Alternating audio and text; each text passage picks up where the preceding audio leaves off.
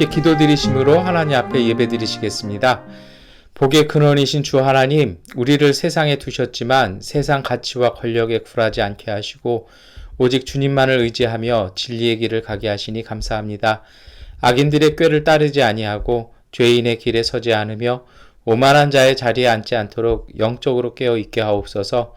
언제나 주신 말씀을 깊이 묵상하며 시냇가에 심은 나무가 철을 따라 결실하듯이 풍성한 열매를 맺게 하옵소서. 스스로 낮추셔서 천지를 살피시고 가난한 자를 일으키시며 궁핍한 자를 세우시고 권력자를 낮추시는 주님의 길을 함께 걷게 하옵소서. 예수 그리스도의 이름으로 기도드립니다. 아멘. 나는 전능하신 아버지 하나님 천지의 창조주를 믿습니다. 나는 그의 유일하신 아들 우리 주 예수 그리스도를 믿습니다.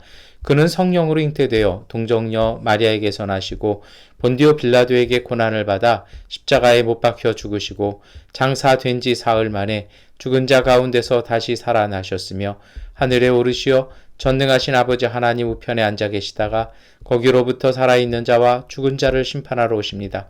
나는 성령을 믿으며 거룩한 공교회와 성도의 교제와 죄를 용서받는 것과 몸의 부활과 영생을 믿습니다. 아멘.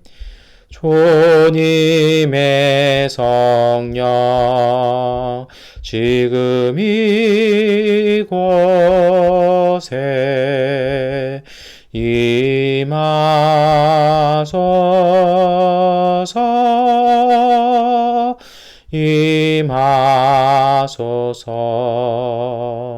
주님의 성령 지금 이곳에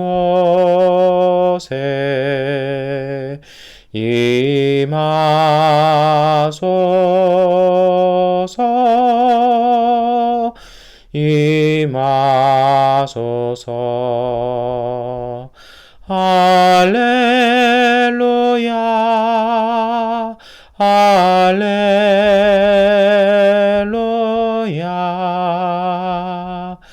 할렐루야 할렐루야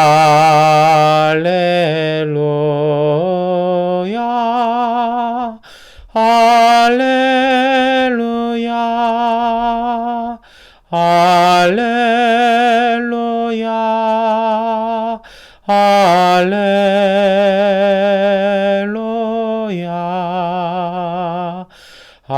할렐루야 할렐루야.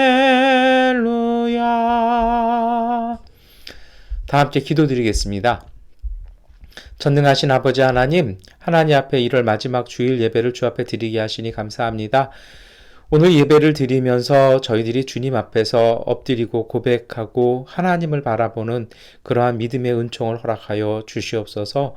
저희들이 완벽하고 항상 옳고 항상 맞다라는 그릇된 편견과 아집에서 벗어나게 하시고 저희들이 틀릴 수 있으며 하나님 실수할 수 있고 또한 그러기에 바른 길 가고 싶어 하기에 하나님을 향하여 항상 신실한 마음 갖기 원한다라는 그러한 믿음과 고백으로 드리는 예배가 되게 하여 주시옵소서. 그래서 하나님 저희들이 걸어가는 삶의 길이 그리고 믿음의 길이 하나님 앞에서 온전히 걸어갈 수 있는 길 되게 하여 주셔서 세상과 하나님 앞에서 온전한 믿음의 사람들 되게 하여 주시옵소서. 하나님 간절히 기도합니다. 전염병으로 인해서 오랜 기간 지나가고 있습니다. 이제 하나님 새 역사를 바라보게 하여 주시고 그것에 걸맞는 바른 삶과 그러한 가치관과 그러한 노력들로 준비할 수 있는 믿음의 사람들 되게 하여 주시옵소서. 전능하신 주님, 오늘 구합니다.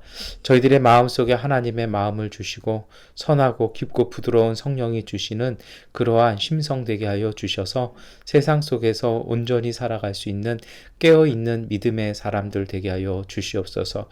끊임없이 우리에게 말씀하시는 하나님의 음성을 들을 수 있는 사람들 되게 하시고 온전히 하나님 아버지의 말씀에 귀 기울이며 그것을 믿음으로 실천하며 주님의 뜻 이루는 사람들 되게 하여 주시옵소서. 특별히 저희들에게 공부할 수 있는 그런 마음과 학자의 혀를 주셔서 온 땅을 위하여 주시는 주님의 은혜를 우리 이웃 가운데 전할 수 있는 온건한 삶, 평화의 삶 될 수 있도록 하여 주시고 그러한 믿음의 공동체 되게 하여 주시옵소서. 주님, 우리의 머리카락까지 아셔서 우리에게 필요한 모든 것 공급하시는 주님, 주님의 은총을 믿고 주 앞에 나왔습니다. 하나님께서 우리의 삶을 채우시고 인도하여 주시고 보호하여 주셔서 여러 가지 오랜 어려움들로 인하여 흔들리지 아니하며 평화와 은총으로 살아갈 수 있는 우리의 가정과 일터들 될 수 있도록 복과 은혜 주옵소서. 그 믿음으로 주 앞에 예배를 드립니다. 말씀을 읽고 고백할 때마다 하나님의 말씀이 우리 가운데 이루어지는 놀라운 은총을 보게 하여 주시고 우리가 찬양을 고백할 때마다 하나님의 영광이 우리의 삶 가운데 이루어져 우리에게 일어난 일들로 복음의 빛을 우리 이웃에게 전하는 귀한 믿음의 예배 되게 하여 주옵소서. 예수 그리스도의 이름으로 기도드립니다. 아멘. 우리 기도를 들어주소서.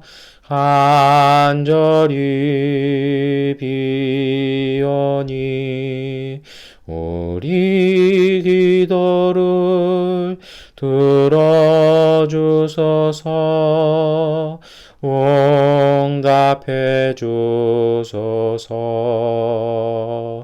우리 기도를 들어주소서. 간절히 비오니 우리 기도를 들어주소서. 응답해 주소서. 구약 성서의 말씀을 봉독해 드리겠습니다. 신명기 18장 15절부터 20절까지의 말씀을 세번역번으로 봉독해 드리겠습니다. 주 당신들의 하나님은 당신들의 동족 가운데서 나와 같은 예언자 한 사람을 일으켜 세워 주실 것이니 당신들의 그의 말을 들어야 합니다. 이것은 당신들이 호렙산에서 총회를 가진 날에 주 당신들의 하나님께 청한 일입니다. 그때 당신들이 말하기를 주 우리 하나님의 소리를 다시는 듣지 않게 하여 주시며 무서운 큰 불도 보지 않게 하여 주십시오. 우리가 죽을까 두렵습니다 하였습니다. 그때 주님께서 내게 말씀하시기를 그들이 한 말이 옳다. 나는 그들의 동족 가운데서 너와 같은 예언자 한 사람을 일으켜 세워 나의 말을 그의 입에 담아줄 것이다. 그는 내가 명한 모든 것을 그들에게 다 일러줄 것이다. 그가 내 이름으로 말할 때에 내 말을 듣지 않는 사람은 내가 벌을 줄 것이다. 또 내가 말하라고 하지 않은 것을 제 마음대로 내 이름으로 말하거나 다른 신들의 이름으로 말하는 예언자는 죽임을 당할 것이다 하셨습니다. 아멘. 복음서의 말씀을 봉독해 드리겠습니다. 마가복음서 1장 21절부터 28절까지의 말씀을 세번역번으로 봉독해 드립니다. 그들은 가버나움으로 들어갔다. 예수께서 안식일에 곧바로 회당에 들어가서 가르치셨는데 사람들은 그의 가르침에 놀랐다. 예수께서 율법 학자들과는 달리 권위 있게 가르치셨기 때문이다. 그때 회당에 악한 귀신 들린 사람이 하나 있었는데 그가 큰 소리로 이렇게 말하였다. 나사렛 사람 예수님, 왜 우리를 간섭하려 하십니까? 우리를 없애려고 오셨습니까? 나는 당신이 누구인지 압니다. 하나님께서 보내신 거룩한 분입니다. 예수께서 그를 꾸짖어 말씀하셨다. 입을 다물고 이 사람에게서 나가라. 그러자 악한 귀신은 그에게 경련을 일으켜 놓고서 큰 소리를 지르며 떠나갔다. 사람들이 모두 놀라서 이게 어찌 된 일이냐? 권위 있는 새로운 가르침이다. 그가 악한 귀신들에게 명하시니 그들도 복종하는구나 하면서 서로 물었다. 그리하여 예수의 소문이 갈릴리 주위에 온 지역에 두루 퍼졌다. 아멘. 찬송가 200장 찬송 드리겠습니다. 달고 묘한 그 말씀 생명의 말씀은 귀한 그 말씀 진실로 생명의 말씀이 나의 길과 믿음 밝히 보여주니 아름답고 귀한 말씀 생명샘이로다. 아름답고 귀한 말씀 생명샘이로다. 귀한 주님의 말씀은 내 노래 되도다. 모든 사람을 살리는 생명의 말씀을 값도 없이 받아 생명길을 가니 아름답고 귀한 말씀 생명샘이로다. 아름답고 귀한 말씀 생명샘이로다. 널리 울리어 퍼지는 생명의 말씀은 마음의 용서와 평안을 골고루 주나니 다만 예수 말씀 듣고 복을 받네. 아름답고 귀한 말씀 생명샘이로다. 아름답고 귀한 말씀 생명샘이로다.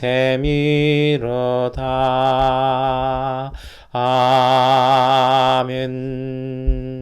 서신서의 말씀을 같은 목소리로 함께 봉독하겠습니다. 고린도전서 8장 1절부터 13절까지의 말씀입니다. 함께 읽겠습니다. 우상에게 바친 고기에 대하여 말하겠습니다. 우리는 우리 모두가 지식이 있는 줄로 알고 있습니다. 지식은 사람을 교만하게 하지만 사랑은 덕을 세웁니다. 자기가 무엇을 안다고 생각하는 사람은 아직도 그가 마땅히 알아야 할 방식대로 알지 못하는 사람입니다. 그러나 하나님을 사랑하는 사람은 하나님께서 그를 알아주십니다. 그런데 우상에게 바친 고기를 먹는 일을 두고 말하면 우리가 알기로는 세상에 우상이라는 것은 아무것도 아니고 오직 하나님 한 분밖에 는 신이 없습니다. 이른바 신이라는 것들이 하늘에든 땅에든 있다고 칩시다. 그러면 많은 신과 많은 주가 있는 것 같습니다. 그러나 우리에게는 아버지가 되시는 하나님 한 분이 계실 뿐입니다. 만물은 그분에게서 났고 우리는 그분을 위하여 있습니다. 그리고 한 분 주님이신 예수 그리스도가 계십니다. 만물이 그분으로 말미암아 있고 우리도 그분으로 말미암아 있습니다. 그러나 누구에게나 다 지식이 있는 것은 아닙니다. 어떤 사람들은 지금까지 우상을 섬기던 관습에 젖어 있어서 그들이 먹는 고기가 우상의 것인 줄로 여기면서 먹습니다. 그들의 양심이 약함으로 더럽혀지는 것입니다. 그러나 우리를 하나님 앞에 내세우는 것은 음식이 아닙니다. 음식을 먹지 않는다고 해서 손해볼 것도 없고 먹는다고 해서 이로울 것도 없습니다. 그러나 여러분에게 있는 이 자유가 약한 사람들에게 걸림돌이 되지 않도록 조심하십시오. 지식이 있는 당신이 우상의 신당에 앉아서 먹고 있는 것을 어떤 사람이 보면 그가 약한 사람일지라도 그 양심에 용기가 생겨서 우상에게 바친 고기를 먹게 되지 않겠습니까? 그러면 그 약한 사람은 당신의 지식 때문에 망하는 것입니다. 그리스도께서는 그 약한 신도를 위하여 죽으셨습니다. 이렇게 여러분이 형제 자매들에게 죄를 짓고 그들의 약한 양심을 상하게 하는 것은 그리스도께 죄를 짓는 것입니다. 그러므로 음식이 내 형제를 걸어서 넘어지게 하는 것이라면 그가 걸려서 넘어지지 않게 하기 위해서 나는 평생 고기를 먹지 않겠습니다. 아멘. 찬미하겠습니다. 이 말씀 따라 사는 동안 지치지 않게 하시고 이 말씀 따라 사는 동안 주님 나라 임하소서. 이 말씀 따라 사는 동안 지치지 않게 하시고 이 말씀 따라 사는 동안 주님 나라 임하소서.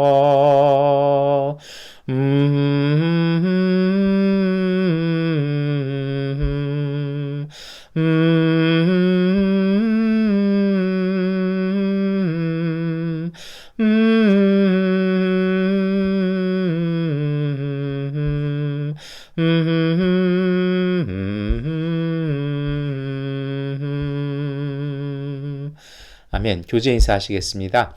하나님께서 우리와 함께 하십니다. 인사하시겠습니다. 하나님께서 우리와 함께 하십니다. 네, 우리 인사 한 번 더 하실 때 하나님께서 우리에게 새 은혜 주십니다. 인사하시겠습니다. 하나님께서 우리에게 새 은혜 주십니다. 아멘. 우리 마지막으로 한 번 더 하실 때요. 하나님께서 우리에게 새 길 또한 주십니다. 인사하시겠습니다. 하나님께서 우리에게 새 길 또한 주십니다. 아멘.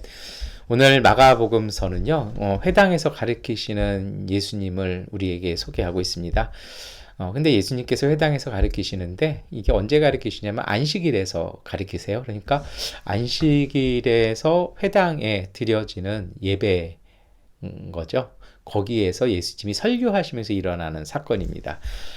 그래서 먼저요, 여러분 안식일에 대해서 조금 살펴보았으면 좋겠습니다. 안식일에 대해서는 간간히 말씀을 드립니다만, 집중해서 요약해서 말씀을 드리면, 구약 성경에 특별히 유대교의 율법에 나오는 안식일은요, 우리가 좀 다시 살펴봐야 될 필요가 있어요. 이것이 오늘 우리도 주일인데요. 안식일은요, 구약 성경은 하나님의 엄중한 계명으로 이야기를 하고 있습니다. 그래서 히브리어로 이것을 사밧이라고 얘기하는데요. 사밧이라는 것은 그냥 쉬는 날, 예배드리는 날 이런 뜻은 아닙니다. 물론 한국어 번역은 안식이라고 되어 있잖아요. 근데 저는 이 번역이 조금은 아쉬워요. 근데 맞는 단어가 없어요. 한국에는 맞는 단어가 없어서 이것을 이제 어떤 결과적인 의미에서 이것을 안식일이라고 이렇게 번역을 해놓았습니다만, 히브리어에서의 사밧은 어떤 거냐면요. 이게 단어는 없고요. 그냥 문장으로 설명해야 될 것 같아요. 이게 무슨 거냐면 이 단어의 뜻이 습관적으로 하던 일을 중단한다라는 뜻입니다. 여러분, 습관적으로 한다는 것이 무엇입니까? 우리가 늘상 하기 때문에 익숙해서 그냥 이렇게 하는 거죠. 저는 신촌만 가면요, 아무 생각 없이 걸어가면 저도 모르게 신촌 세브란스 병원으로 이렇게 가고 있어요. 어쩔 때는 다른 데 가는 건데 이대 후문쪽으로나 이렇게 나가야 되는데 그냥 아무 생각 없이 정신 차려보면 세브란스 본관에 이제 와 있을 때가 가끔 있습니다. 이게 뭐냐면요, 이렇게 생각이나 의식이 담긴 게 아니라 습관적으로 이렇게 이루어진 거잖아요. 그래서 사밧은 뭐냐면 그러한 것을 중단하는 것입니다. 왜 중단하겠습니까? 거기에 우리의 의지나 마음, 본래적인 것을 회복하기 위해서요. 다시 말해서 원래의 자리를 찾기 위해서 멈추는 겁니다. 이것이 구약 성서에서의 안식의 의미예요. 우리가 안식은 편안하게 쉬는 것, 충전하는 것 이렇게 생각하잖아요. 뭐냐면 본래적인 의미를 삶 속에 담아내는 것입니다. 그럼 그것이 뭘까요? 하나님이 원하시는 안식일이 있었습니다. 구약 성경은 두 군데에 서로 다른 이야기를 해서 두 가지의 의미를 담으라고 오늘 우리에게 말씀하고 있습니다. 먼저 출애굽기 20장 11절의 말씀이죠. 여기에 나오는 안식일은요, 하나님의 창조를 기억하라는 것입니다. 다시 말해서 우리의 일상 속에 하나님의 창조하시는 그 은혜를 담아서 일상을 살아가라고, 그것을 담기 위해서 잠시 멈추는 것입니다. 두 번째로 신명기 5장 15절에 나오죠. 이 신명기 5장 15절에서는요, 이집트 노예 신분에서 하나님께서 해방시켜 주셨던 것을 기억하라는 것입니다. 그래서요, 우리가 삶에 구속되고 삶에 매여 있는 것이 아니라 우리는 자유인 하나님의 은혜로 구원을 베풀어 주신 사람들, 구원받은 사람들로서의 그 의미를 삶에 담아서 다시 살라는 것입니다. 이것이 사실은 성경의 바른 의미고, 이것이 우리가 지켜야 될 안식일 주일의 의미이기도 합니다. 그리고 우리는 여기에 하나를 더 담죠. 그것이 무엇입니까? 예수 그리스도의 십자가와 부활의 은총으로 우리가 하나님 나라의 자녀 되었다라는 그 의미를 담아서 일주일의 삶을 살아가는 것이죠.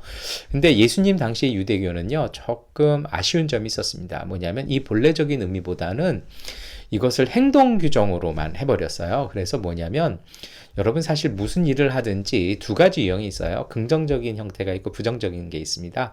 그래서요, 뭔가를 삶을 제대로 사시려는 분들은 어떻게 하면 그 의미를 살려야 될까라고 생각을 해서 적극적으로 나갑니다. 그래서 그것을 위해서 우리는 무엇을 해야 합니다라는 쪽으로 이렇게 삶을 해석해내고 그것을 살아가는데, 그게 아니고 조금 소극적이고 뭔가 조금 거리를 두시는 분들은 부정적인 거예요. 이런 것만 안 하면 되지 않습니까? 그러면 다 된 거 아닙니까? 이렇게 나오거든요.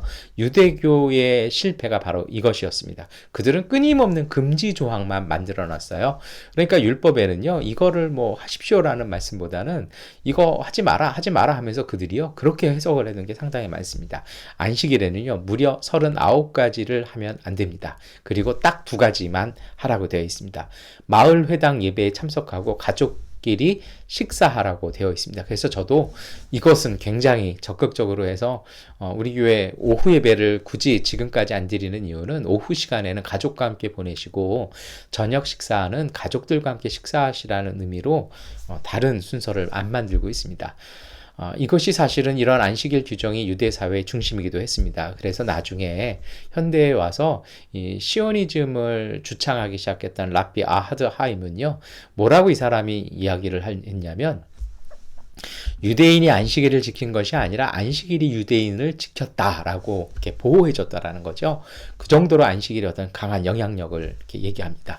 이렇게 중요한 날 예수님께서 우리에게 말씀하시는 겁니다. 어디서 일어납니까? 회당에서 일어납니다. 회당도 조금 다시 보셨으면 좋겠어요. 회당은요, 예루살렘 성전이 확장된 겁니다. 여러 가지 이유로 예루살렘 성전에를 못 가요. 거리도 있고 뭐 다른 사람들 섞여 있고 하니까 못 갑니다. 그래서 성전에 못 가는 대신에 회당을 통해서 했죠. 그래서 이것을 중심의 확장이라고 얘기를 하는데요. 회당의 역할은 뭐냐면 제단이 있는 것이 아니라 모세오경을 기록해서 보관하는 곳이었습니다. 그래서 이것이 꼭 이렇게 성경을 보관하는 도서관 같은 역할을 한 것이 아니라 기록해서 보관해 놓은 성경의 말씀을 함께 읽고 그것을 말씀을 함께 나누고 풀이하는 자리였다라는 것입니다. 그래서 회당을 시나고기라고 그러는데, 이 시나고기라는 말은 건물을 얘기하지 않고 모임을 얘기합니다. 그러니까 우리 교회 공동체도 에클레시아라는 말이 그런 의미거든요. 근데 이게 굉장히 유사한 게 진행되는 순서도 똑같아요. 기도와 찬양과 성경 낭독과 설교로 전체가 이렇게 진행이 되죠. 그리고요, 회당은 사실은 이러한 예배의 기능도 있습니다만 다른 것들도 있어요. 교육을 진행하는 학교도 있었고요. 유대인들끼리 문제를 해결하는 재판장도 있었고, 유대 나그네들을 보호해주는 게스트하우스도 있었습니다. 그래서 이것은 존경받는 사람 회당장이 책임을 맡고요. 그 밑에 멤버들이, 남자들이 이 일들을 서로 맡아서 진행하고 섬겼습니다. 그래서 예수님께서 안식일 회당에서 이렇게 하시는 것. 그래서 오늘 본문에 보시면요, 예수님께서 가버나움에 가시자마자 안식일에 회당에 쭉 들어가시고 거기서 그냥 딱 꺼내가지고 딱 설교하시는 거죠. 그러니까 이건 그 시대에는 굉장히 일상적인 행동이었다라는 것입니다. 예수님께서 회당에서 가르침 하셨습니다. 복음서에 많이 나옵니다. 그런데 오늘 우리가 읽었던 마가복음의 오늘 본문의 특징은요, 좀 달라요. 가르치신 내용이, 그 설교의 내용이 나오지를 않습니다. 누가복음 4장 16절과 21절을 보면 예언의 성취와 하나님의 나라에 대하여 그 내용을 이렇게 소개를 해놓는데, 오늘 마가는 의도적으로 그것을 감춥니다. 그럼 뭘 얘기를 할까요? 그래서 저는 그런 생각을 해봤어요. 그 예수님께서 회당에서 설교하신 내용이 아니라 거기서 일어난 사건을 통해서 복음서는 오늘 우리에게 주님의 말씀을 전하고 있다는 것입니다. 오늘 마가가 예수님의 설교의 내용은 이야기하지 않았지만 소개하는 것이 있습니다. 예수님의 가르침에는 특별한 것이 있었다는 것입니다. 마가복음 1장 22절인데요. 우리 함께 읽겠습니다. 사람들은 그의 가르침에 놀랐다. 예수께서 율법 학자들과는 달리 권위 있게 가르치셨기 때문이다. 뭐가 있습니까? 어떤 특별함이 있어요? 권위가 있으셨다라는 겁니다. 제가 이것이 사실은 히브리어 사바스에서 제가 말씀을 드렸습니다만, 이 권위가 이제 그리스어 성경에서는 엑수시아라고 얘기하는데요. 이 엑수시아를 한국어로 마땅하게 번역할 단어가 사실은 없어요. 그래서 이거를 이제 영어 성경본을 좀 갖고 와가지고 이렇게 권위라고 번역을 할 수밖에 없었어요. 그런데 실질적인 뜻은 뭐냐면 힘과 능력, 권세, 자유, 특권이라는 겁니다. 무슨 거냐면요, 여러분 로마 시대 영화 보시면 로마 황제가 딱 한마디 살려라 그러면 딱 살아나잖아요. 이게 권위예요. 그래서 굳이 이거를 엑수시아를 번역하면 자유하게 하는 힘, 살리는 힘입니다. 다시 말해서 사람들이 예수님의 가르침에 권위가 있었다라는 말씀은요, 예수님의 가르침을 들은 사람들이 힘을 얻고 자유하게 됐다라는 겁니다. 하나님의 백성으로의 그 잊고 있었던 사실들을 자각해냈다라는 것입니다. 그리고 그것이 깨달은 것이 아니라 그들의 삶 가운데 이게 현실로 다가왔다라는 거죠. 여러분, 이게 사실은 복음의 능력이거든요. 이처럼 예수님의 가르침이 권위가 있었던 이유는 뭘까요? 그 예수님의 이 엑수시아는요, 사실은 진실에서 나오는 힘입니다. 이 엑수시아라는 게 진실이라는 의미와도 연결이 됩니다. 먼저 말씀드리고 싶은 건요, 진실과 지식은 다르다라는 것입니다. 이것 때문에 오늘 읽으셨던 고린도 전서에서 사도 바울이 얘기하잖아요. 초대교회 안에서 그 성경에 대한, 복음에 대한 지식, 구약 성경에 대한 지식을 가진 사람들이 새롭게 신앙 안으로 들어온 사람들을 막 밟아놔요. 상처를 주고 막 흔들어놔요. 그러니까 바울이 뭐라고 얘기합니까? 지식이 중요한 게 아니라는 겁니다. 지식으로 교만해지지 말고 사랑으로 덕을 세워야 된다는 것입니다. 지식으로만 끝나면 안 된다라는 거죠. 지식은 마땅히 서야 될 자리가 있다라는 것입니다. 그것이 바로 이제 사도 바울은 사랑이라고 얘기를 하는데요. 여러분, 지식과 예수님이 말씀하시는 이 진실, 진리와는 다릅니다. 지식은요, 암기를 통해서, 때로는 전달되어지는 정보를 통해서 알게 되는 것이 지식입니다. 그런데 진실은요, 그거 아니에요. 진실은 삶 속에서 체험을 통해서 구체화되고 체화되어지는, 내면에 체화되어지는 것이죠. 그리고 이것은요, 어떤 것이 있습니까? 다른 사람들과의 소통과 공감을 가져오는 힘이 있습니다. 제가 어느 교회 설교하러 갔다가 제가 이제 수술한 거를 이렇게 간증을 했습니다. 설교 중에. 했더니 어떤 예배 끝나고 제가 어느 권사님이 오셔가지고 이렇게 몇 가지 물으셔서 제가 이렇게 말씀을 드렸더니 이분이 이렇게 눈물을 흘리세요. 그러면서 위로가 되었습니다. 왜 위로가 될까요?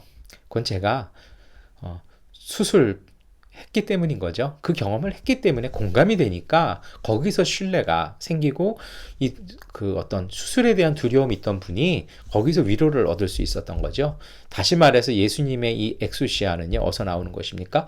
성육신적인 그 예수님의 삶과 실천에서 나오는 것이었습니다. 갈릴리 나사렛 목수 노동자로서의 가난한 삶 속에서 예수님께서 삶으로 살아낸 하나님 나라의 그 말씀과 그 삶의 힘이 엑수시아로 그 회당 안의 사람들에게 감동을 준 것입니다. 여러분, 이건 정말 중요한 것입니다. 때로 이것이 굉장히 중요한데 왜 그러냐면요. 뒤에도 말씀을 드리겠습니다만, 오늘 복음서에서도 이것이 중요한 모멘텀이기도 한데요. 악한 귀신 들린 사람이 뭐라고 합니까? 당신은 하나님의 거룩한 사람입니다. 이게 무슨 얘기냐면요, 이렇게 박수치는 얘기가 아니에요. 당신은 하나님의 거룩한 사람, 특별한 사람이니까 그렇게 살고 그런 말 할 수 있지 않습니까? 라는 얘기예요. 근데 예수님 어떻게 태어나시고 어떻게 오셨습니까? 갈릴리 나사렛 목수 노동자로서의 삶을 사시지 않으셨습니까?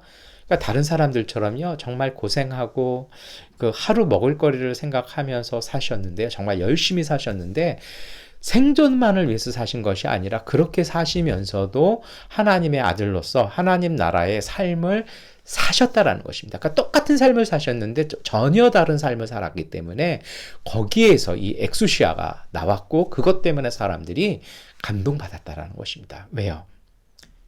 나도 저렇게 할 수 있구나라는 소망이 생겼기 때문인 것입니다. 그래서 여러분, 이 엑수시아, 하나님 말씀해 주시는 진실과 진리는요, 삶의 끝자락에서 우리가 들을 수 있는 것입니다.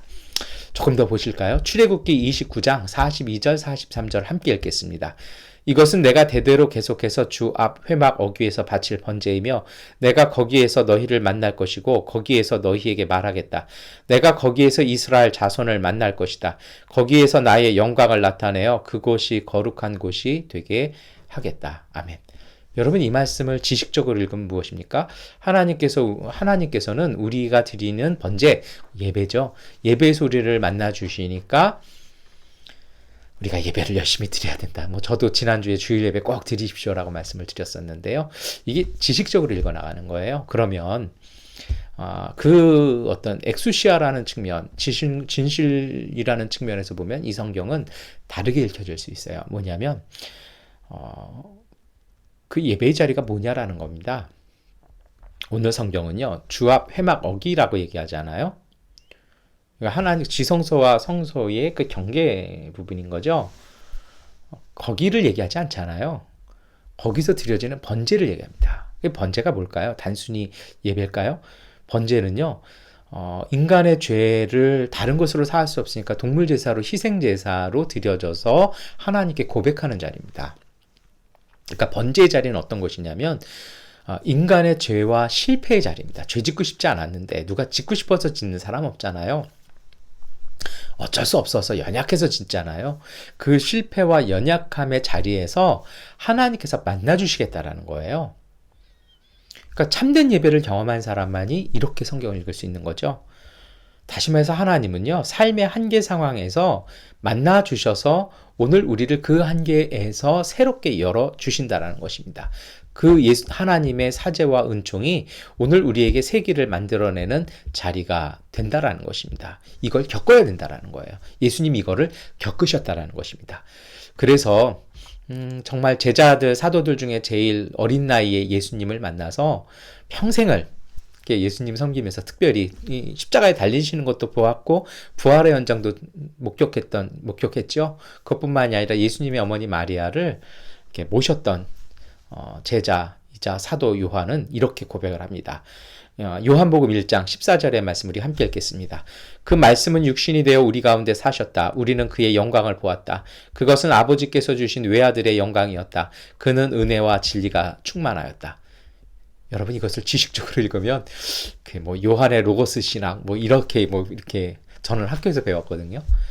근데 이것을 저도 가난하게 살았습니다만 그 속에서 어느 순간 고등학교 때 이런 생각을 했어요. 이 말씀 읽으면서요. 너무 속상해서 예배실 안에 그냥 우두커니 앉아 있다가 이 말씀 읽었는데요. 그 말씀이 육신이 되어 우리 가운데 사셨다. 예수님도 가난에 시달리셨죠. 근데 다른 게 있더라는 겁니다. 똑같이 척박하고 똑같이 치열하고 똑같이 막막한 삶을 사는데 주님에게서 영광이 보였다라는 것입니다. 사도 요한은 그분의 다른 삶을 봤다라는 것입니다. 요한은 이니 본 목수 노동자 예수의 삶은요. 하나님의 아들 외아들의 영광이 똑같이 살아가는데 그분은 좀 달랐다라는 거예요. 그분의 삶 속에 그 가난하고 보잘것 없어서 맨날 제자들에게 대놓고서 나사렛에 무슨 선한 것이냐, 사람들에게 당신 어디서부터 왔냐, 갈릴리 나사렛 사람 아니냐, 먹는 것 탐하고 마시는 것 탐하는 이 무식한 사람, 이런 얘기 비난 들으셨잖아요. 심지어는 귀신의 왕의 부하다 이런 얘기 들었는데요. 그분의 삶 속에 은혜와 진리가 항상 충만하다라는 것입니다. 밤마다 힘드실 때마다 답답하실 때마다 기도하면서 정말 하나님 나라의 삶을 살아가셨기 때문에 그분 안에 이 또 다른 삶의 모습이 보였다라는 것입니다. 말씀이 육신이 되어 사셨다라는 것은요. 똑같은 삶을 사는데 그 똑같은 삶이 아니라 그 상황 속에서 전혀 다른 하나님 나라의 말씀을 지키며 사는 그 치열한 삶의 투쟁 그리고요. 평화와 은총에 살아가는 거룩한 삶을 살아가는 그 평화의 모습이 그분에게 보였다라는 것입니다. 세상에 있는 사람은 그것이 치열하고 투쟁스럽게 보일 것이고요. 하나님의 은혜를 보시는 분들은요. 그것이 정말 참된 평화라고 고백하게 될 것입니다. 이것이 예수님의 엑수시아, 예수님의 가르침의 권위였습니다. 그런데 이거와 다르게 유대 종교자들의 가르침은 뭔가 잘못됐습니다. 한마디로 말하면 왜곡된 거죠. 신앙 지도자들은요, 어떤 역할을 합니까? 하나님 나라의 말씀을 해석하는 사람들입니다. 근데 이 사람들이요, 권위가 없어요. 이 엑수시아가 없어요. 이게 왜 그럴까요? 정말 하나님의 말씀은 삶의 한계, 정말 이거를 어떻게 더 이상 버텨야 되나? 막 이렇게 해서 거기서 정말 이렇게 드라마틱하게 체험하는 하나님의 놀라운 은총들이요, 그 하나님의 신비, 를 경험하는 그 신비를 경험했기에 그 다음 여정도 갈 수 있는 그 에너지를 받아 그 영동력을 받아야 되는데 그 은총을 상실해 버린 것입니다. 그게 없으니까 어떻게 되는 겁니까? 사회 문화적으로 지배하는 구조로 전락한 것이죠. 제사장 엘리에게서 잘 보이잖아요. 하나님의 말씀도 안 들리고 보지도 못합니다. 근데 제사장 자리를 놓지를 않아요. 왜요? 살아야 되니까요. 더 이상 제사장 아닌 거죠. 참 이러면 슬퍼지는 것입니다. 하나님의 말씀은 기쁨과 자유가 있는 거거든요. 이것이 엑수시아입니다. 그런데 그런 것들을 상실해버리면 좌절과 속박의 가르침만 줍니다. 하나님의 말씀이 백성에게 자유와 회복의 말씀을 주시는데 이것이 왜곡되고 변질되는 것입니다. 왜냐고요? 불편하거든요. 그리고 자신들의 기득권을 유지하기 위해서 왜곡하는 것입니다. 왜곡이라는 말이 뭐냐면 이렇게 비트는 것입니다. 이렇게 있는 거를 살짝 비틀어요. 그럼 모양이 바뀌잖아요. 주님의 말씀을 있는 그대로 전해야 되는데 자신의 입장에 맞춰서 이것을 비틀어 버리는 거죠. 이것이 바로 변질되는 것입니다. 이렇게 되면 쓸모 없어집니다. 하나님과 백성의 소통이 이루어지지 않아요. 왜요? 맞아야 되잖아요. 이 열쇠 구멍이 열쇠가 맞아야 열리는데 틀려 있어요. 그러니 삶을 열어가는 하나님 나라의 열쇠가 맞지 않게 되는 것입니다. 백성은 백성대로, 하나님은 하나님대로 힘들어지시는 거죠. 이러한 잘못된 가르침은요, 과거의 경험으로 미래를 속박합니다. 하나님의 말씀은 내일을 열어가는 창조의 힘입니다. 그래서 제가 안식일에 대해서 말씀드릴 때 신명기와 출애굽기에 보시면 창조와 구원이라고 그랬잖아요. 내가 살아갈 내일의 삶, 오늘을 어떻게 열을 거냐라는 거예요. 근데 이것을요, 새롭게 부어주신 하나님의 섭리, 하나님의 비전, 소망으로 풀어가는 것이 아니라 그걸 받아본 적이 없거든요. 모르거든요. 어떻게 될지 몰라요. 감동이 없거든요. 그러니까 어떻게 하는 겁니까? 내가 옛날에는, 내가 예전에는, 내가 자꾸 과거를 얘기를 하죠. 여러분, 참 답답한 거죠. 주님의 말씀은 내일을 열어간 창조적인 힘입니다. 하나님과의 소통이 단절되면 그래서 생명력이 상실되는 것입니다. 소통이 단절되면 그래서 생명력이 상실되니까 이 죽음에 이르게 되고 그 부패해지는 것이 악으로 바뀌어지는 것입니다.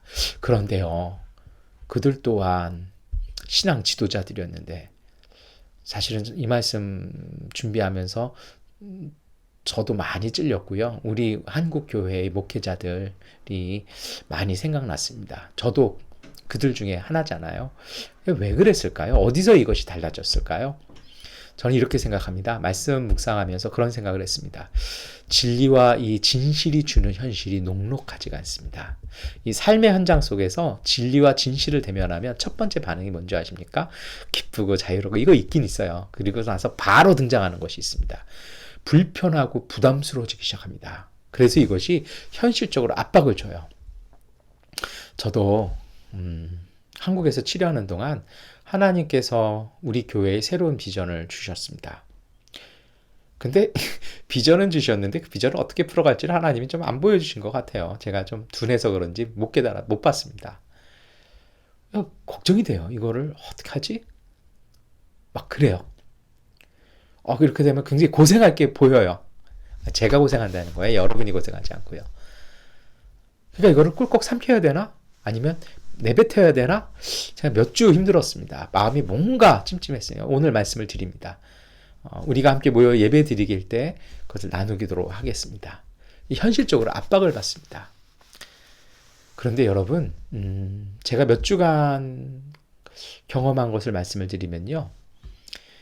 그렇게 불편하고 부담스러운 진실을요, 그 자체를 포용하는 것 자체가 이미 한계를 극복하는 것입니다. 우리는 그 한계 때문에 진실과 진리를 외면하거든요. 이것이 바로 왜곡입니다. 근데 그것을 있는 그대로 아프지만, 힘들지만, 무겁지만 그것을 포용할 때 이미 우리는 그 한계를 넘어가게 되는 것입니다. 그래서 신앙이라는 건요, 이 삶의 한계에서 직면하는 불편과 부담을 삶으로 포용하는 것입니다. 그것을 포용해서 고백하고 선포하고 하나님의 역사와 하나님의 임재를 기다리는 것입니다. 왜 그러냐고요? 창세기 1장 2절 3절 우리 함께 읽겠습니다. 땅이 혼돈하고 공허하며 어둠이 깊음 위에 있고 하나님의 영은 물 위에 움직이고 계셨다. 하나님이 말씀하시기를 빛이 생겨라 하시니 빛이 생겼다. 하나님이 주신 비전은요, 우리가 일하는 거 아닙니다. 하나님의 능력으로 일하는 것입니다. 몇 주째 말씀드리면 우리는 통로입니다. 오늘 창조와 이 구원의 역사가 일어나는 원리가 뭐냐면요, 오늘 창세기의 말씀이죠. 땅이 혼돈하고 공허했고요, 심지어는 어둠이 깊음 위에 있었어요. 길이 안 보이는 겁니다. 심지어 이 물, 태험, 이 괴물이라고 히브리어에서는 얘기를 합니다. 이 태험이라는 말이 괴물이라는 뜻이 있거든요. 하나님의 성령이 그 위를 운행하시면서 딱 하나님의 말씀, 빛이 있으라고 말씀하시니까 그 어둠과 혼돈과 그 깊음과 그 괴물이 판치는 세상 속에 빛이 생기는 것입니다. 우리가 그것을 진리와 진실을 포용하기 시작할 때 하나님의 말씀 위에 임하신 하나님의 성령이 우리 가운데 역사하셔서 그 속에서 주님의 말씀이 창조해 나가시는 것입니다. 이것이 바로 신앙의 믿음의 역사입니다. 그래서 참된 신앙은 삶의 한계 속에서 그 한계를 고백하면서 하나님의 은총과 역사를 기다리는 믿음이라는 것입니다. 여러분, 예수님은요, 이것을 삶으로 사셨던 것이에요. 그래서 예수님은 빛의 권위를 가지셨습니다. 어둠과 악이 시작되는 자리가 있죠. 어디입니까? 자신의 삶의 한계와 두려움으로 진실을 덮어버리는 것입니다. 가끔 제가 그런 걸 경험할 때가 있어요. 이렇게 권면을 상담하면서 권면할 때, 목사님, 네, 말씀은 이해하는데 저는 힘들어서 못합니다. 제가 느껴지는 마음이 있어요. 하나님의 탄식이 느껴집니다. 가끔요, 하나님께서 잘 만들어 놓으신 거에다가 막 인간적인 걸 쏟아 놓을 때가 있어요. 하나님의 예술 작품에 막 그렇게 놓을 때가 있어요. 아픔이 있어요. 성령이 주신 아픔이 있어요. 어쩔 때는 저도 모르게 막 이렇게 화가 날 때가 있어요. 그거를 어떻게 견딜 수가 없어요. 너무 안타까울 때가 있습니다. 그게 어둠과 악이 시작되는 자리입니다. 노예화가 이미 진행되어 있다라는 것입니다. 이러한 경우의 특징이 있어요. 자기중심적인 특징을 갖습니다. 자기 논리로 하나님을 판단해요. 자기가 하나님 아닌데 하나님이 일이 될 거다 안 될 거다 자기가 판단하고 자기 불편하면 안 된다고 얘기하고요. 안 간다고 얘기하고요. 하지 말라고 얘기를 해요. 위험한 거죠. 그래서 다른 사람까지 못하게 하면 이것이 바로 악으로 성장한 것입니다. 그런데 예수님의 엑수시아 이 말씀의 가르침의 권위는요. 빛의 능력이 있습니다. 어둠에 속박된 우리를 해방시키고 치유하십니다. 어떤 분들은 정말 제가 기도해서 받은 감동을 딱 말씀드리면요. 눈빛이 달라져요. 아, 그게 있군요. 제가 기도하겠습니다. 제가 그렇게 한번 해보겠습니다. 여러분, 이게 바로 맞는 겁니다. 왜요? 못 봤던 걸 봤거든요. 그러니까 그거 길이 보이니까요. 아, 내가 절로 가면 내가 살겠구나. 이렇게 하면 내가 되겠구나 하면서요. 눈빛이 반짝반짝 하는 것이죠. 이게 건강하신 것입니다. 오늘 마가복음은 이러한 예수님의 엑수시아와 진실, 진리를 우리에게 전해줍니다. 회당에서 예수님이 가르치셨습니다. 율법학자들과는 비교되는 모습으로 소개합니다. 왜냐하면 율법학자들은 왜곡으로 인해서 무기력했습니다. 그러나 삶으로 살아낸 하나님 나라의 말씀인 갈릴리 가나안 나사렛 목수의 이 가르침은 권위, 능력이 있었습니다. 말씀드렸습니다. 왜곡이라는 게 비틀린 거잖아요. 이 어떤 뜻이냐면요. 진실을요. 자기의 이익 때문에 의도적으로 다르게 해석하는 것입니다. 하나님의 말씀은 죄인에게 자유와 은총 주는 것인데 유대 율법은요. 제가 자꾸 속박시킨다고 그랬잖아요. 영원한 죄인으로 만들어요. 그럼 이게 얼마나 무섭냐면요. 믿으면 믿을수록 죄인이 되어버려요. 나중에 깨달아요. 근데 정말 무서운 게 뭔지 아십니까? 이게 잘못됐다는 걸 아는 순간 죄책감이 들어요. 아, 내가 왜 바보같이 그런 거에 속아서. 그리고 어떻게 하냐면 더 숨어버려요. 아니면요, 나오려고 하지 않아요. 그래서 이단이나 사이비에 빠지셨던 분들, 뭐 오늘도 우리가 악한 귀신 얘기가 좀 나옵니다만, 악한 귀신에게 빠졌던 사람들이요, 이렇게 치료하고 이렇게 나오잖아요. 얼마 안 있으면 다시 들어가요. 왜냐하면 그 수치심이 로 인해서 다른 데 갈 데가 없으니까 그 상태로 돌아가 버려요. 이게 얼마나 무서운 질병인지 모릅니다. 이게 정말 악의 논리이기도 하죠. 이것과는 예수님의 가르침은 달랐습니다. 나사렛 목수 예수님의 가르침은 어떤 것이었습니까? 가난함이 주는 척박함을 이기고 진리를 승리자로서 선언하고 고백하신 것입니다. 그랬기 때문에 참된 권위 엑수시아를 통해서요. 자유와 기쁨의 소식을 선포했고요. 이걸 들은 사람은요. 아, 나도 할 수 있겠구나. 아, 이거는 나에게 주시는 거구나 하면서요. 그 기쁨이 생기는 것이죠. 가난과 하류증의 삶에서 꽃을 핀 진리의 길입니다. 여러분, 우리가 조금 힘들게 살고 세상 속에 살지만 세상과는 다르게 살아야 합니다. 북극에 사는 에스키모가 적도에 사는 사람처럼 살면 되겠습니까? 적도에 사시는 분들의 그 옷과 그 삶의 스타일을 가지고 북극 가서 살면 어떻게 될까요? 안 되는 거잖아요. 이제 예수님께서 우리에게 세상 속에 시작된 새로운 길을, 새로운 은총을 주셨습니다. 이제 우리가 그렇게 살아야 됩니다. 권위는요, 자기의 삶을 극복하는 진솔함에서 시작하는 것입니다. 끊임없이 실패하고 연약하지만 끊임없이 고백하고 다시 도전하고 부족하기에 하나님의 성령께 의존하고 더 의지하고 간구해서요, 다시 일어서는 걸 통해서 우리는 완벽해지는 것입니다. 오늘 우리도 마찬가지입니다. 한 번에는 안 됩니다.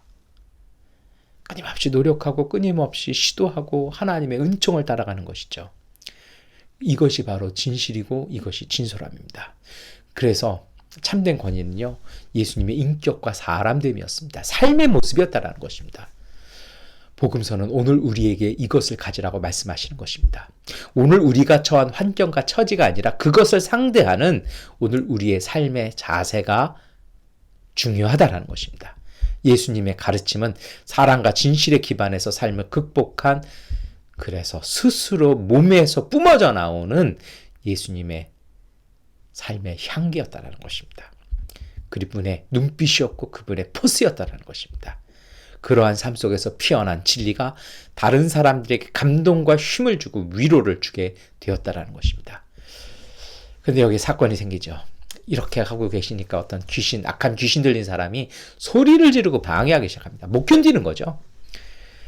마가복음 1장 23절 24절입니다. 그때 악한 귀신 들린 사람이 하나 있었는데 그가 큰 소리로 이렇게 말하였다. 나사렛 사람 예수님, 왜 우리를 간섭하려 하십니까?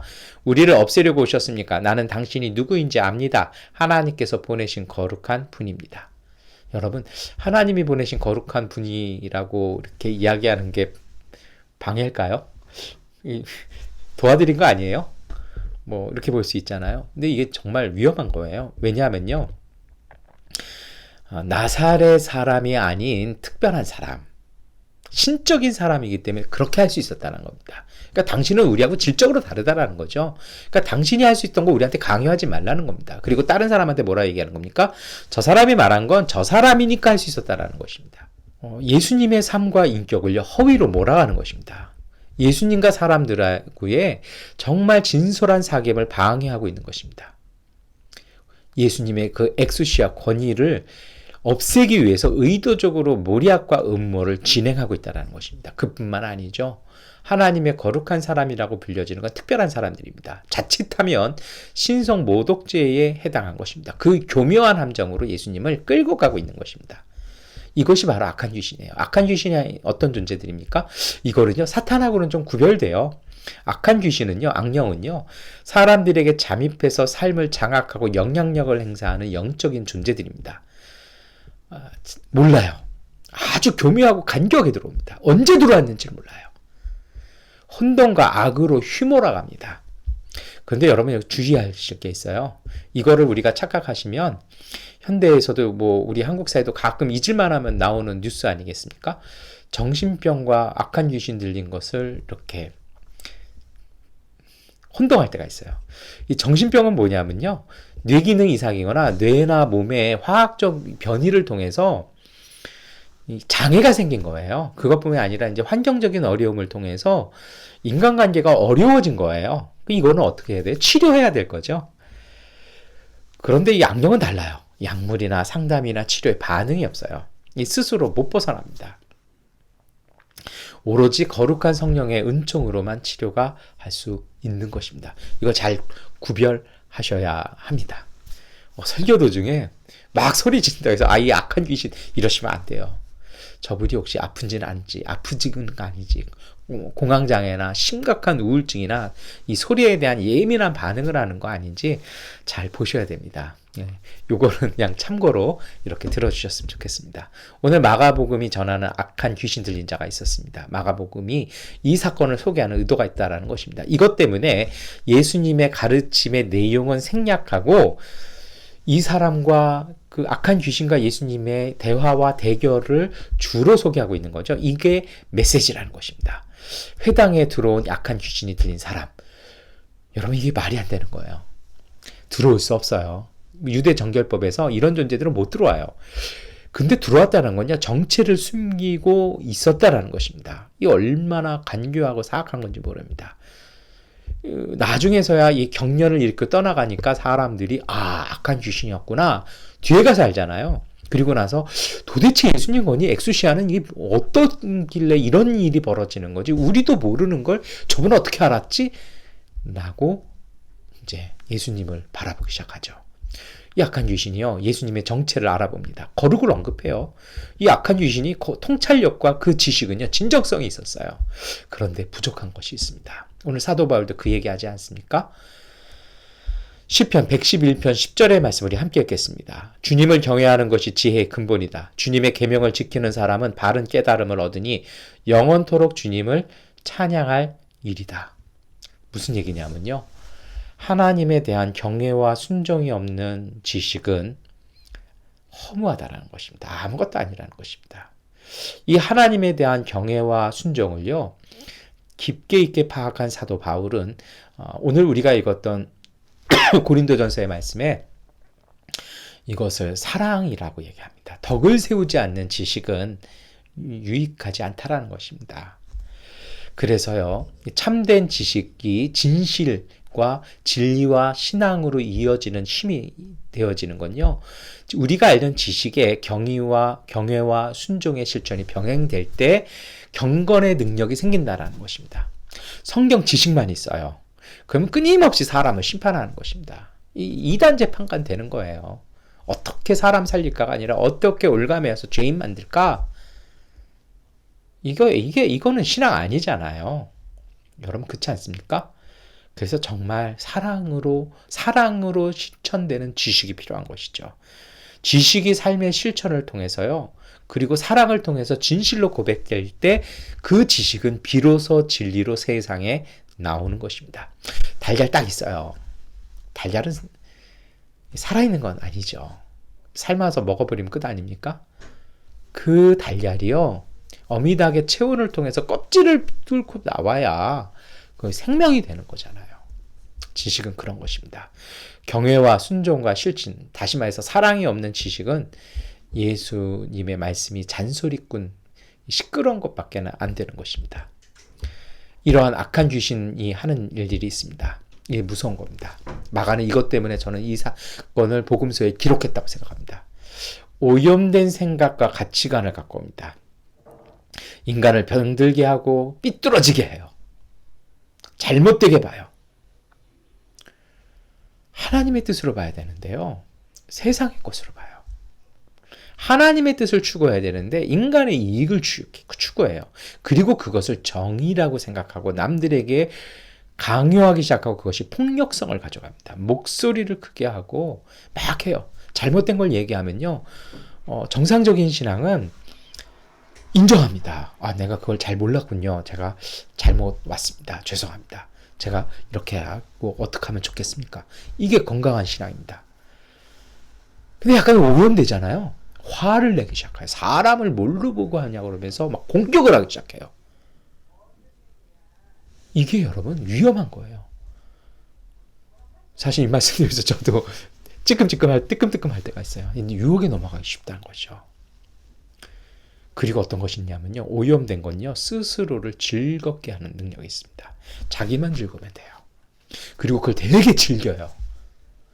막 누가 괴로워하는 거 막 보복해줘야 되고, 복수하고 누구 마음 흡어 편해야 되고, 이거 벌써 영향력 속에 들어간 것입니다. 우리가 예수 믿는 사람이니까, 우리가 직분자니까. 여러분, 아닙니다. 항상 깨워서 분별해야 하는 것입니다. 이런 오염된 생각은요, 집착을 갖고 오고, 이 집착이 중독을 갖고 오고, 이것이요, 자신의 인격과 다른 사람의 인격까지도 상처를 주고 자해와 살해를 초래합니다. 화당 안에 있었던 악한 귀신, 이러한 것들이요, 회당 안에도 들어오고 예배 안에도 들어오고 우리 안에도 잠입할 수 있다라는 것입니다. 그리고 잠입한다라는 것입니다. 마가복음은 이것을 복음서의 첫 부분부터 오늘 우리에게 경고하고 있는 것입니다. 이러한 오염된 생각은 하나님의 뜻에 어울리지 않는 결정과 행동들을 합니다. 왜곡과 거짓된 음모를 통해서 하나님을 방해할 때가 많습니다. 하나님의 뜻에 어울리지 않는 결정과 행동들을 하는 것이죠. 굉장히 위험합니다. 이 특징이 있어요. 두 번째 특징이요. 자신이 고집하는 그 함정에 스스로 빠져버려서 나오려고 하지 않아요. 근데 더 무서운 건 뭔지 아십니까? 가끔 위기에 처해 하잖아요. 그럼 불쌍함과 연민을 통해서 새로운 길을 모색합니다. 그래서 이렇게 푸시했던 분들이 오히려 비정한 사람, 냉정한 사람, 못된 사람들이 되게 합니다. 여러분, 우리가 품어야 될 것이 있고요. 버려야 될 것이 있어요.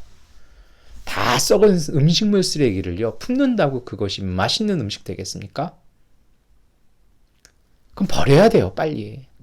우리가 품어야 될 것이 있고요. 버리는 것을 혼동하셔는 안 됩니다. 근데 악한 귀신 들리면요, 제가 축사하는 자리에 몇 번 있어 봤습니다. 저도 개인적으로 몇 번 경험을 해본 적이 있습니다. 정말 불쌍하게 나와요. 한 번만 살려달라고 막 눈물 콧물 흘리면서 난리를 칩니다. 애걸복걸합니다. 여러분, 이거 벗어나야 돼요. 버릴 거 빨리 버리는 겁니다. 심지어는요, 이런 오염된 생각에 빠지면요, 그런 것들이 자신을 상처로부터 보호해준다는 느낌으로 위장합니다. 아까 제가 약간 이단이나 잘못된 곳에 빠지신 분들 말씀드렸잖아요. 거기 들어가야 자기가 보호받는 거잖아요. 제대로 된 말씀을 드리면 거부 반응을 벌입니다. 옛날 상처들이 자꾸 나오거든요. 자기가 창피하거든요. 마음이 힘들거든요. 그러니까 안 한다고 그래요. 싫다고 그래요. 거부를 해버려요. 그러면서 영적으로 죽어가는 것입니다. 결과적으로는요, 거기에 있어야 편하지만 결과적으로는 그 함정과 그 올무 때문에 위해를 가합니다. 스스로의 고집에 가두어서 고통받게 돼요. 왜곡과 거짓과 음모로 자신의 이익을 추구하고, 그뿐 아니라 파괴와 불화를 조장하면서 굉장히 즐거워합니다. 그 사람이 아니고요, 악한 귀신이 좋아하는 것입니다. 자기도 마음 괴롭죠. 그러나 영향력을 주고 행사하던 악한 귀신은 즐거워하는 겁니다. 그 재미로 사는 거예요. 그런 존재들은요. 오늘 마가는요, 이것을 통해서 예수 그리스도의 가르침을, 예수님의 그 설교가 아니라 이 사건을 통한 가르침을 주고 있습니다. 이러한 악한 귀신들, 사람들, 그리고 그 악한 귀신에 대해서 예수님이 대응하기 시작하십니다. 이것이 오늘 마가가 전하는 복음서의 말씀입니다. 마가복음 1장 25절의 말씀 함께 읽겠습니다. 예수께서 그를 꾸짖어 말씀하셨다. 입을 다물고 이 사람에게서 나가라. 그러자 악한 귀신은 그에게 경련을 일으켜 놓고서 큰 소리를 지르며 떠나갔다. 회당에 들어온 이 악한 귀신을요, 예수님께서 쫓아내버리십니다. 추방하시는 거죠. 예수님의 가르침은요, 치유와 회복과 연결되어 있다는 것입니다. 악한 것은 나가라는 것입니다. 온전해져야 된다는 것입니다. 진실과 진리의 힘은요, 치유와 회복으로 이어지는 것입니다. 이것이 바로 진리의 힘입니다. 우리가 진실을 얘기할 때 악함은 떠나가게 되어 있는 것입니다. 우리가 진리를 이야기할 때 삶에서 계속해서, 그래서 우리가 무슨 말 하느냐가 중요합니다. 하나님께 받은 감동, 그 사실, 진실을 힘들지만 끊임없이 고백할 때 그 고백이 강한 힘이 있고 그 고백에서 권능이 나오는 것입니다. 오늘 예수님 말씀하십니다. 입을 다물어라. 굉장히 하는데, 우리 제대로 실감나게 하면은 딱 세 글자일 것 같아요. 입, 이렇게 될 것 같아요. 그리스도 표현은 그렇게 되어 있습니다. 진실이 아닌 왜곡과 거짓과 음모를 중단하라는 것입니다. 왜곡과 거짓과 음모는요, 실상이 없는 거거든요. 무슨 대화가 되겠어요? 실상이 없는데. 헛짚은 거죠. 끝나라는 것입니다. 근데 참 무서운 건요, 세상이 잘못하는 게 있어요. 왜곡과 거짓을요, 방치해 둡니다. 그래서 혼란함을 더 가중시켜요. 심지어는 이익과 자본과 권력의 힘으로 진실을 바꿔버립니다. 진리와 진실을 무시하는 세상에 대해서 오늘 복음서는 경고하고 있는 것입니다. 입 뭐하라고요. 이것이 오늘 신앙 공동체가 사회에 대해서 전해야 되는 메시지라는 것입니다.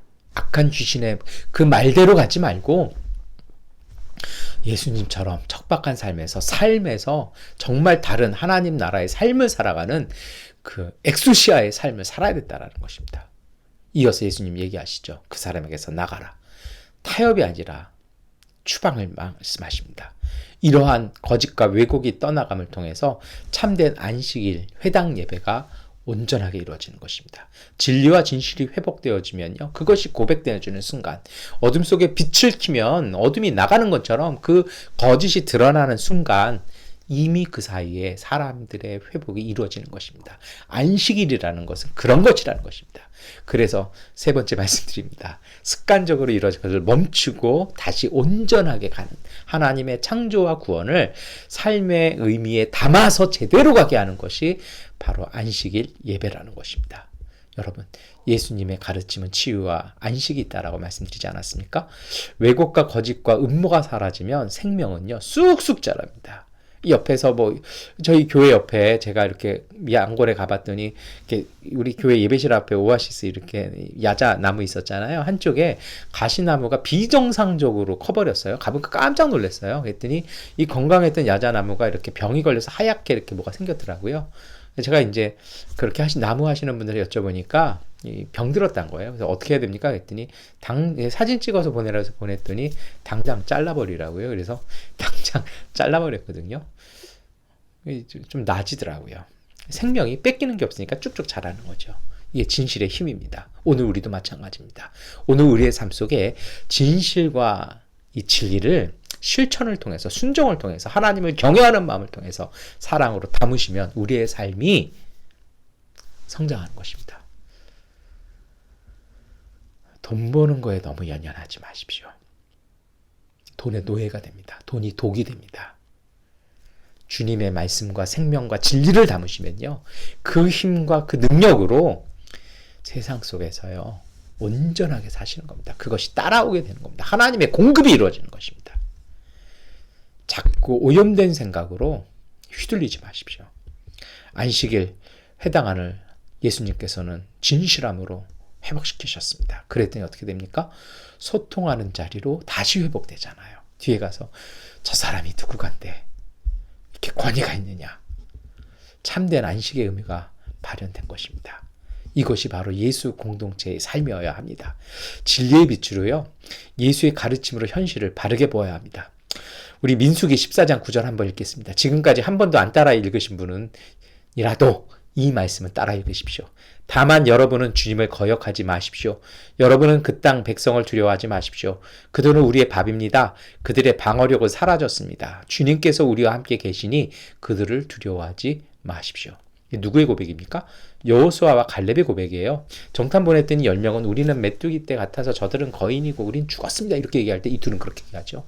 근데 이들의 논리가요 전혀 황당한 게 아니에요. 뭐라 얘기하냐면요, 하나님이 우리와 함께 계시기 때문에 저들의 방어력이 사라졌다라는 거예요. 우리 때문에 사라니야. 우리는 여전히 메뚜기일 수 있어요. 그런데 저들을 지켜줬던 방어력이 하나님 때문에 사라졌기 때문에, 하나님이 우리를 지켜주시고 우리에게 힘주셨기 때문에 저 우리 거라는 거예요. 다시 말해서 상황을 인간의 눈으로 보는 게 아니라 상황을 누구의 눈으로요? 하나님의 말씀의 감동으로 바라보는 것이죠. 그랬더니 다르게 보이더라는 겁니다. 무섭고 떨리는 현실이 아니라 하나님의 은총이 보이고 하나님의 능력이 보이더라는 것이죠. 여러분, 오늘 우리가 이 생각으로 바꿔야 됩니다. 이것이 바로 하나님 나라의 가치관이고 이것이 바로 진리의 가치관입니다. 세상을 다시 보는 눈입니다. 세상을 살아가는 힘은요, 돈이 아닙니다. 제가 그렇다고 해서 일하지 말라는 말씀 아니에요. 노동은 신성한 거고 노동을 통해서 생겨진 빵이 오늘 우리를 진정으로 살리는 힘이 있는 것입니다. 오늘 우리의 삶에 진실을 담으십시오. 하나님이 주셨던 그 진실을 고백하십시오. 예수 그리스도의 진리로요, 세상 안에 있는 거짓, 왜곡을 드러내고요, 진실을 삶에 가지고 오기 위해서 거짓에 대항하며 싸우는 그리스도의 군사로 사시기를 축원합니다. 설교를 마무리하겠습니다. 마가복음은 예수님을요, 권위 있는 새 교훈의 주님으로 증언합니다. 우리가 예수의 가르침을 경외하고 순종하며 고백하면 우리와 사회 속에, 그리고 우리 신앙 공동체 안에 있는 악한 귀신들의 영향력을 추방하는 진정한 힘이 발현되는 것입니다. 나타날 것입니다. 속박으로부터 자유해져서요, 참된 안식과 하나님의 평화가 이루어질 것입니다. 우리의 삶 속에요, 하나님의 창조와 구원의 역사가 능력으로 우리에게 이루어질 것이라는 것입니다. 예수의 가르침이 주는 진리와 진실에 힘입어서요, 우리의 척박한 삶의 한가운데서 그 진실과 진리를 고백하고 응답하는 삶을 사는 신앙 사시길 바랍니다. 가난, 절망, 한계를 물리치는 힘은 정의와 진실이 주는 안식과 평화의 삶으로 살아가는 것입니다. 이것으로 그리스도의 복된 삶 사시기를 축원합니다. 기도하겠습니다. 전능하신 하나님, 하나님께서 무엇을 말씀하시든지 내가 듣겠습니다. 주님께서 우리에게 평화를 약속하실 것입니다. 주님의 백성, 주님의 성도들이 망령된 대로 돌아가지 않는다면 진정으로 평화를 주실 것입니다. 참으로 주님의 구원은 주님을 경외하는 사람에게 가까이 있으니 주님의 영광이 우리 땅에 깃들 것입니다. 사랑과 진실이 만나고 정의는 평화와 서로 입을 맞춘다. 진실이 땅에서 돋아나고 정의는 하늘에서 굽어본다. 주님께서 너에게 좋은 것을 내려주시니 우리 땅은 열매를 맺는다. 정의가 주님 앞에 앞서가며 주님께서 가실 길을 닦을 것이다. 이 시편의 고백과 이 기도와 이 찬양이 오늘 우리의 삶 가운데 이루어지게 하여 주옵소서. 예수 그리스도의 이름으로 기도드립니다. 아멘. 찬송가 563장 찬송하시겠습니다. 예수 사랑하심을 성경에서 배웠네. 우리들은 야하나 예수 권세 많도다. 날 사랑하심, 날 사랑하심, 날 사랑하심, 성경의 수였네. 나를 사랑하시고 나의 죄를 다 씻어 하늘 문을 여시고 들어가게 하시네. 날 사랑하심, 날 사랑하심, 날 사랑하심, 성경에 쓰였네. 내가 연약할수록 더욱 귀히 여기사 높은 보좌 위에서 낮은 나를 보시네. 날 사랑하심, 날 사랑하심, 날 사랑하심, 성경에 쓰였네. 세상 사는 동안에 나와 함께 하시고 세상 떠나가는 날 천국 가게 하소서. 날 사랑하심, 날 사랑하심, 날 사랑하심, 성경에 쓰였네. 아멘. 우리 교회 소식 말씀드리겠습니다. 이제 우리 전 세계적으로 코로나 백신이 이렇게 있어서 미얀마도 백신 접종한다고 옵니다. 이제 우리가 다시 모일 때가 됐습니다. 그리고 또 미얀마 대사관도 이제는 입국 허가를 이렇게 좀 쉽게 주는 것 같아요. 그래서 여러분, 우리 교회 가족들 다시 양권에 모이는 걸 위해서 서로 중보하고 기도하고 우리 함께 모일 날을 우리 기도로 앞당기는 우리 교회 식구들 되셨으면 좋겠습니다. 다 함께 주기도문성 찬송하겠습니다. 하늘에 계신 아버지 이름 거룩 하사 주님 나라 임하시고 도시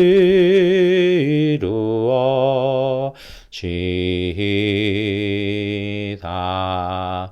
일용할 양식 주시고 우리 돌의 큰 죄 다 용서하옵시고 또 시험에 들게 마시고 악에서 구원하소서. 대개 주의 나라 주의 권세 주의 영광 영원히